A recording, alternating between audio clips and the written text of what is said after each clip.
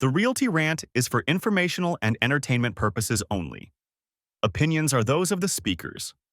No person, company, or entity is being singled out or accused.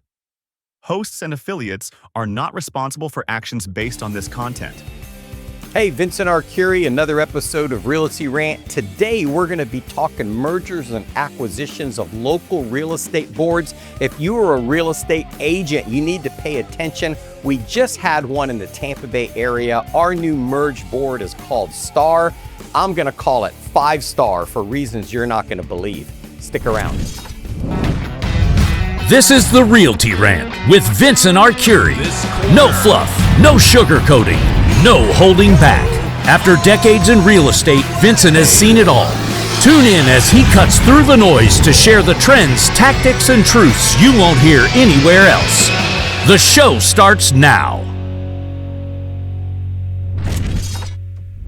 If you're a real estate agent, there's so many changes happening in the industry right now that agents are just simply not aware of. Everybody is just kind of aloof about what's happening at your local boards, and it's something that agents really need to be taking a keen interest in, because some things are happening that should be of concern. I know here in Tampa, the Greater Tampa Realtors just merged with the Suncoast Association of Realtors, and now we're considered Star is the name of our merge. About 50,000 real estate agents belong to this association. So when you start looking at this, is the leadership that's running your local association, and this is duplicated nationwide as these local boards are merging together to create bigger and bigger entities. The purpose of these mergers is really to strengthen the association. It gives you more lobbying power. It gives they say strength in numbers. So in the Tampa case, we went from, 23,000 members, I think, to, merging with Pinellas, 50,000 members. Now, this was pitched to the members as a really super efficient way to conduct business. I mean, imagine you're two Wall Street giants, or, if Nike merged with Adidas. So these two companies come together, you have more efficient, you're using the resources that are the best from both companies, merging it into one company, making it super efficient. So I have some questions about this merger, and not only the one in Tampa, but all over the country.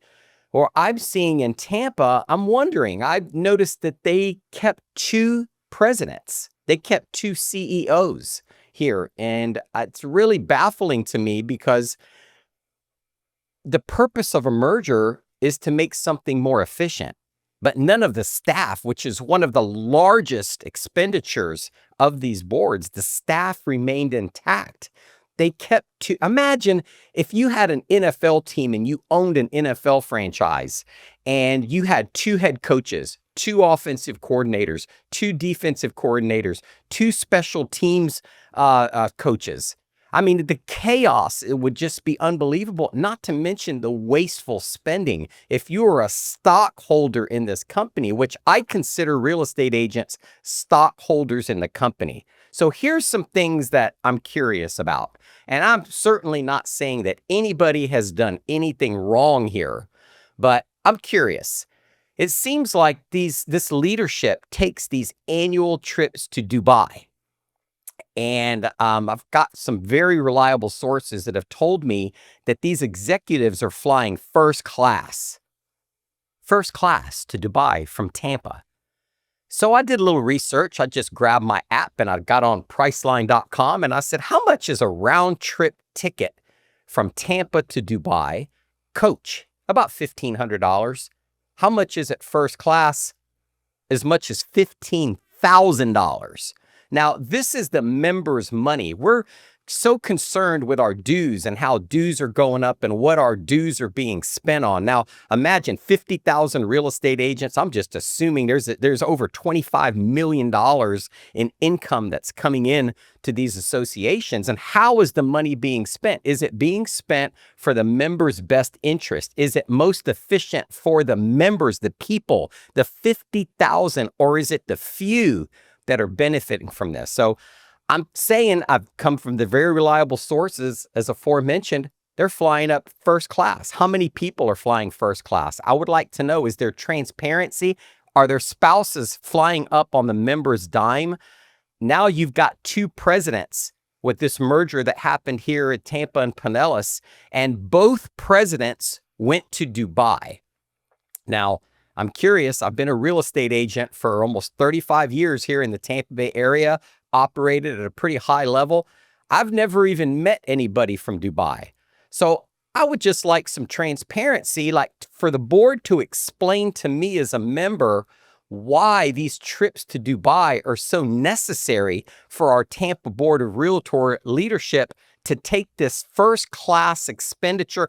And I'm sure that there is some coalition between flying first class versus coach that benefits the members. I just don't know what it is. I need somebody to tell me why they flew first class and how it benefits the members. I'm not saying anybody did anything wrong, but I sure would like to know, see the scientific research that shows that flying first class somehow makes them perform better when they get there, or some kind of reasoning behind it. Should we even be questioning leadership on how our money's being spent and demanding that there be more transparency to the members?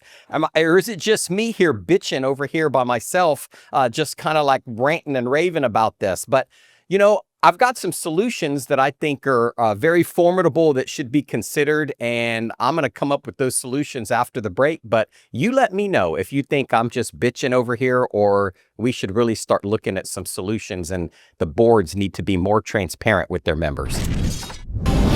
This episode of the Realty Rant is brought to you by TampaPad.com, your one-stop resource for all your real estate needs. Whether you're buying, selling, or just looking for expert advice, TampaPad.com has you covered. Now back to the show. So, you know, I look at this and I'm fortunate that I have a platform to give people awareness of what's happening. And I always want to end these segments with solutions to what should be happening. But one of the things that should never happen is an agent speaks out and asks for this transparency of the expenditures that are going on at these boards and the duplication of services and the salaries. We should be able to speak out and say, hey, we want this streamlined without penalty. The board of directors shouldn't file a grievance against somebody and claim that a podcast like this is a violation of Article 15 when we're simply asking for transparency. As the agents get involved, and you should get involved with your local board and get involved with these committees and ask for transparency and how the money is being spent so that we can redirect it. You look at this AI technology that's just revolutionizing not only the real estate industry, but all industries. And if these local boards don't stop the party and start reinvesting into the members and into the technology that's out there, guys, where are we going to be in 5 years? So what else can we do? You know, go to the board, ask to see the transcripts and ask to see how the money is being spent. You know, somebody told me, and this is unverified, but they told me that if you wanted to see the books and see where the money's being spent, that you actually have to go to the board of realtors and then somebody's going to be in the room with you while you're overlooking it. This is, you know, ask that this transparency be made public via email so that everybody can go through the numbers. I mean, hey guys, we're all stockholders in the company at our local board, so to speak. We should be holding our leadership accountable to how they're spending our money. And, you know, to me, suggestions, maybe not flying first class. Let's reduce it to coach. If you feel like those trips are absolutely necessary, you know, spending our money on liquor, on going on these trips and spending. I'm not an advocate of that, of spending money on drinks and top shelf liquor at that, and the amount in the hotels that you're staying at. Let's keep in mind, guys, you're spending the members' money, and let's just kind of be streamlined with that and put the money where it belongs, back with the agents. Feel free to comment. Give me suggestions on ways that you think we could improve our local boards. But when these mergers happen, guys, you better pay attention. I'm Vincent Arcuri. Thanks for watching, and I'll catch you on the next episode of Realty Rant. That's it for this episode of the Realty Rant with your host, Vincent Arcuri. Thanks for listening. Subscribe now and follow on all social platforms so you never miss the real insights. And we'll see you next time on the Realty Rant.